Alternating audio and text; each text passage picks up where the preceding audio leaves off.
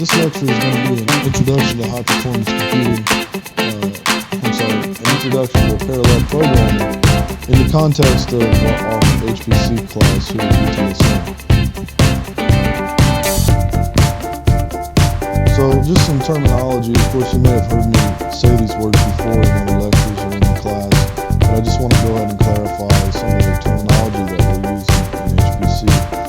So first of all, the word node is what you typically think of as a standalone computer, and in fact it could be in a particular type of grid network supercomputer. It could actually be a desktop computer, and so this is comprised of many CPUs that are now on computers and memory and everything.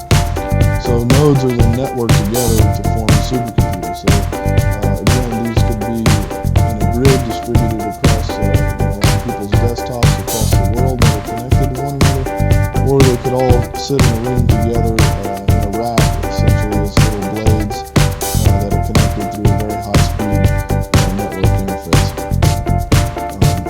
Either way, you can kind of use a supercomputer to convey this connection of nodes.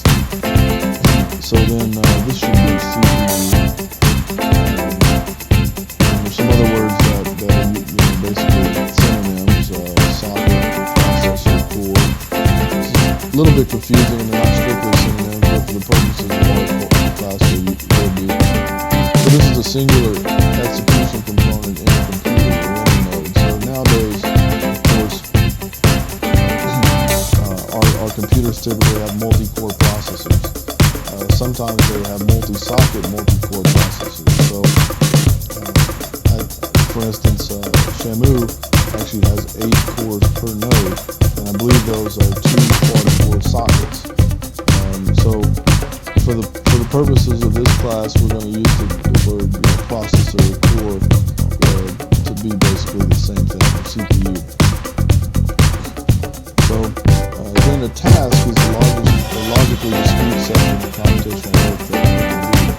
And so typically we break the code up into particular tasks, send them off to separate nodes, separate processors, to have them perform them.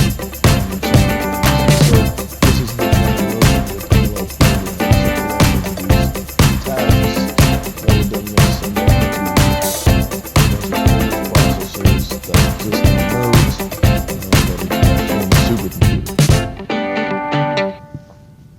So there's a couple of different types of parallel architectures. One being shared memory. These are somewhat less common. So this is where you would have a series of CPUs or mini CPUs that would have access to the same cache of memory. And memory here is basically RAM. We're not talking about hard disk based. We're talking about random access memory that the CPUs have can quickly access. And nowadays, you might hear people talk about doing computations on GPUs, graphic processing units. And GPUs are actually a form of a shared memory. They're typically a little bit different than what I have drawn here, but they're a form of a shared memory architecture. The more common is a distributed memory architecture, and this is basically what I described earlier, where you have CPUs that have individual CPUs that have access to their own memory, and then they're networked together. So each of these kind of would represent a node, if you will, with one CPU that has access to its own memory. Nowadays, it's becoming more and more common that we actually have hybrid architectures, and this is the most representative of Shamu here, in that each node has its own series of CPUs, in this case 8 for every node, and then they're all networked together. But also becoming increasingly more common is to not only have CPUs, but to have graphic processor units on chip that share memory with the CPUs.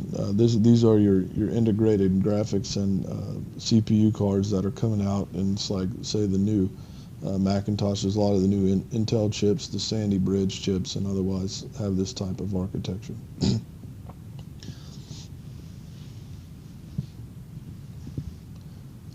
So the way the programming models that we use to take advantage of these are different, and for shared memory we would use some models like POSIX threads or OpenMP, or more recently OpenACC, which will one day probably consume OpenMP or unify them rather. We're going to talk about a little bit later in the class about some of these programming models. For general purpose graphics processing unit, you have CUDA, which stands for Compute Unified Device Architecture. This is an application programming interface that was actually put out by the manufacturer NVIDIA to write parallel kernels for their actual, their hardware, their GPUs. OpenCL stands for Open Compute Language. It's another API that has the backing of Apple and several other companies to basically perform the same type of tasks, yet not confined to simply NVIDIA cards. NVIDIA supports OpenCL, so if you write OpenCL code, it should run on NVIDIA GPUs, but it also supports AMD and Intel GPUs as well. And then here you see OpenACC appear again. This is a newer API, just released in the last year that has the backing of NVIDIA and has the backing of the Portland Compiler Group and several other places that are basically trying to unify the way you write parallel code for CPUs and GPUs. OpenCL actually has some of that intention as well. But for distributed memory systems, MPI is the de facto standard. So MPI is an application programming interface. It is not a language. It has implementations in C, C++, and Fortran. And then many high-level languages are wrapping these wrappers themselves and given us implementations in other languages, and specifically in Python, which we've used a lot in this class. There's a couple of different implementations, but the best one, in my opinion, is one called MPI for Pi. MPI for Pi is a very, very close one-to-one correspondence in the programming interface to that which is in C. So that if we learn MPI for Pi in Python, and again, we get all the advantages of kind of simplified syntax and other things that we like about Python. But if we learn MPI for Pi in Python, then it should be very straightforward to learn it in C or C++, because the API is almost one-for-one identical. The Fortran API is very similar to the C and C++ ones as well. So we're going to definitely talk more about MPI. It turns out MPI also works in shared memory machines for CPUs. So if you have multi-core processors, we can use MPI to take advantage of it as if they were distributed. We perhaps don't get the full advantages if we would use something like OpenMP.